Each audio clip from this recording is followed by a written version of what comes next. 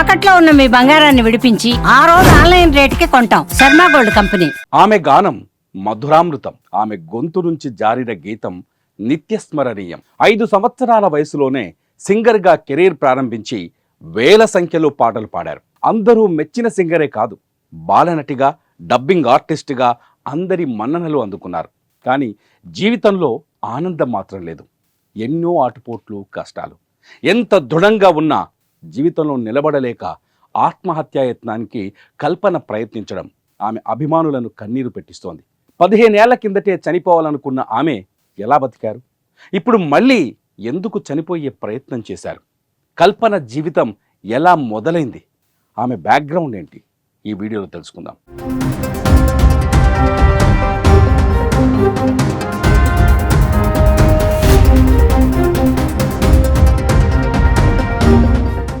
TS Raghavendra, Sulochana దంపతులకు కల్పన జన్మించారు.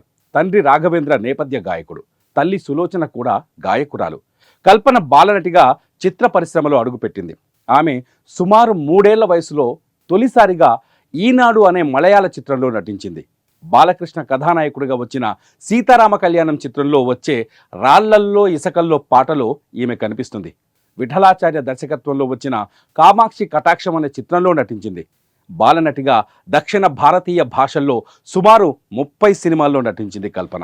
తల్లిదండ్రులు గాయకులు కావడంతో నటనలోనే కాకుండా సంగీతం వైపు ఆమె ఎక్కువగా అడుగులు పడ్డాయి. 5 సంవత్సరాల వయసులోనే సాలూరి వాసురావు సంగీత దర్శకత్వంలో మొదటి పాటను పాడింది. తర్వాత కల్పన అంచెలంచెలుగా ఎదిగింది. కెరియర్ని తమిళంలో మొదలుపెట్టినా కూడా తెలుగులో కూడా మంచి గుర్తింపు తెచ్చుకున్నారు. తెలుగు, తమిళం, కన్నడ, మలయాళం భాషల్లో 3000కు పైగా పాటలు పాడారు.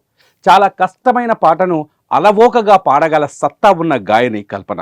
ఎంతటి కఠోరమైన పాటలను అయినా కూడా చాలా తేలికగా పాడగల ప్రతిభ ఆమె సొంతం.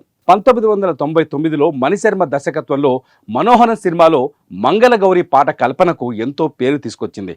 మెలోడీ సాంగ్స్తో పాటు రాగాలాపనమైన అనేక పాటల్ని పాడారు.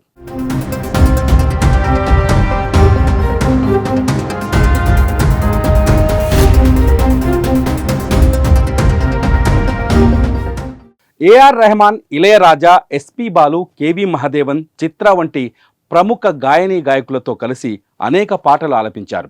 ప్లేబ్యాక్ సింగర్గా కూడా నంది అవార్డు అందుకున్నారు. టెలివిజన్లో ప్రసారమయ్యే అనేక పాటల ప్రోగ్రామ్స్లో కల్పన భాగస్వామ్యం అయ్యారు. ముఖ్యంగా ఈటీవీ స్వరాభిషేకం ద్వారా తెలుగు ప్రజలకు ఆమె మరింత దగ్గరయ్యారు. మా టీవీలో ప్రసారమయ్యే బిగ్ బాస్ షోలో కూడా కల్పనకు మరింత పేరు తెచ్చిపెట్టింది. సింగర్గానే కాదు, డబ్బింగ్ ఆర్టిస్ట్గా కూడా కల్పనకు మంచి పేరుంది. ఓవైపు డబ్బింగ్ ఆర్టిస్ట్గా, మరోవైపు సింగర్గా రాణించారు. ఇవే కాకుండా మాస్టర్ ఆఫ్ కంప్యూటర్స్ అప్లికేషన్స్లో డిగ్రీ కూడా చేశారు కల్పన. వృత్తిపరంగా అంచెలంచెలుగా ఎదిగిన ఆమె వైవాహిక జీవితం మాత్రం ఇబ్బందులకు గురిచేసింది. 2010లో ఆమె భర్తతో విడాకులు తీసుకున్నారు. ఆ సమయంలో కల్పనకు 3 పిల్లలు. భర్తతో విడిపోయిన తర్వాత కుటుంబాన్ని పోషించుకోవడం కష్టంగా మారింది.